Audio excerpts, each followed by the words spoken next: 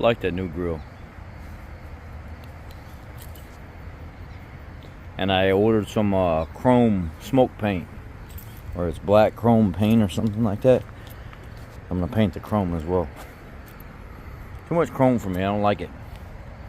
I like how this grill is more open and allows more airflow and stuff. Somebody was kind of super disrespectful. I blocked the guy from the channel because I didn't really like what he was saying. But he's seen that emblem I put on the front over the Ford emblem, and he said, I don't know how I feel about that gay pride flag. And I was like, come on, man. Why do people have to go there and then get blocked? But he's gone now. I like it better than that ugly chrome one that was there before. We are gonna try out on the supercharged Mustang this morning. We're gonna try out the plastic restorer. Two different kinds. The Pledge of Allegiance. I pledge allegiance to the flag of the United States of America and to the republic for which it stands, one nation, under God, indivisible, with liberty and justice for all. I had somebody I know call me up from the dealer yesterday, and they were like, hey man, one of my Ford techs was watching your video on upcharges and stuff like that, and you know, tucking away the diagnostic fee and all this other stuff. What was all that about? So you didn't watch the whole video, did you? There was a whole series of videos on that on TikTok that you guys missed here on YouTube. It's easier for me to go from video to video to video there, and they get thousands and thousands and thousands of views. The videos blow up whenever you start talking about money and what customers are getting charged and educating them.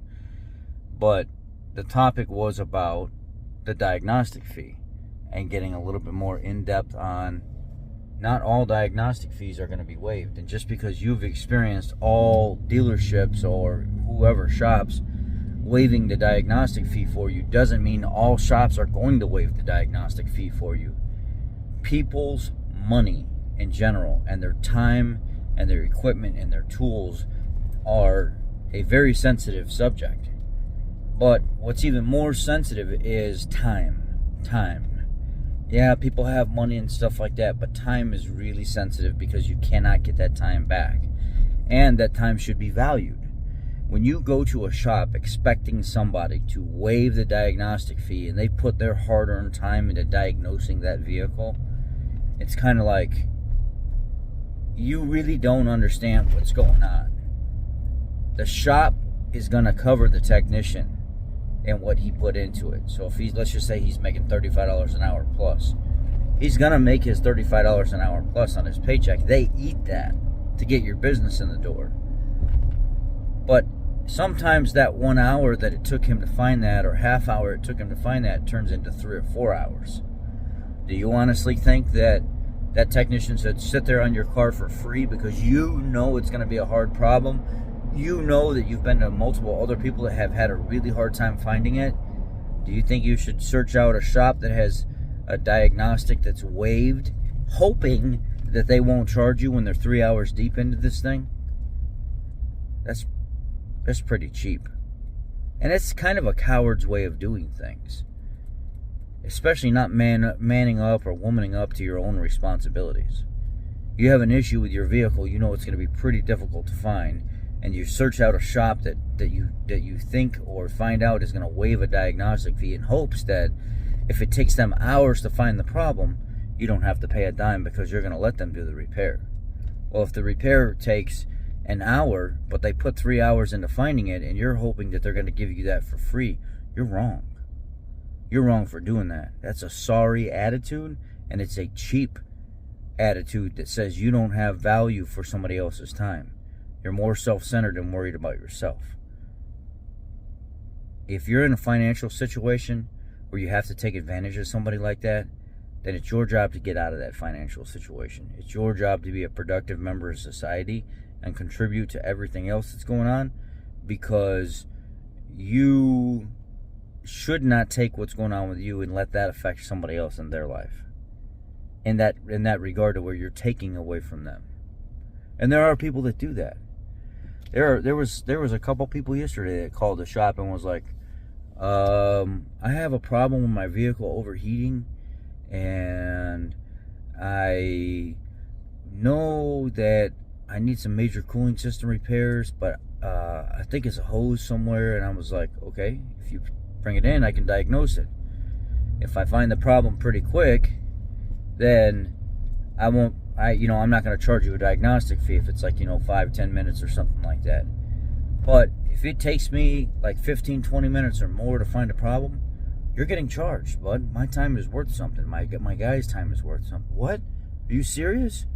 Yeah.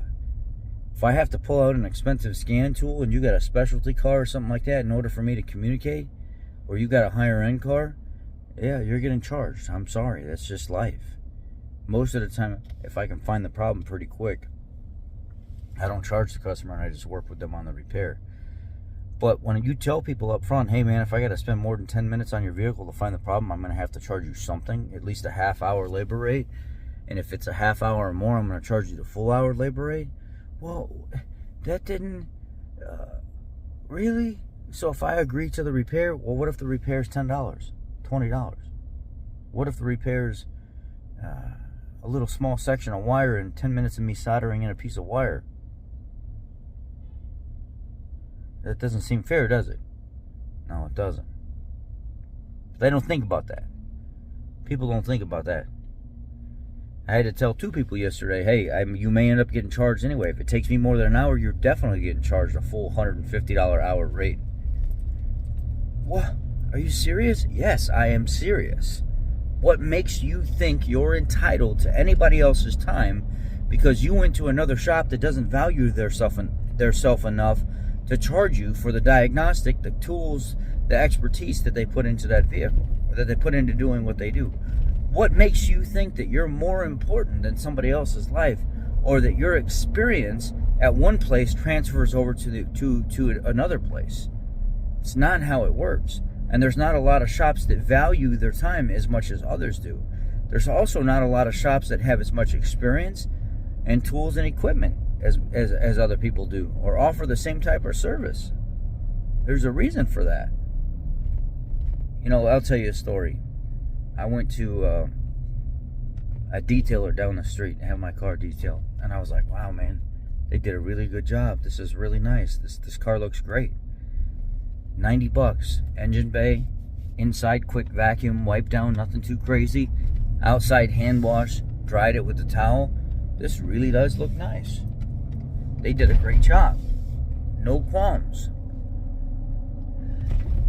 Take another car the other day to another detailer in the area that I haven't used before, but I wanted to try them out.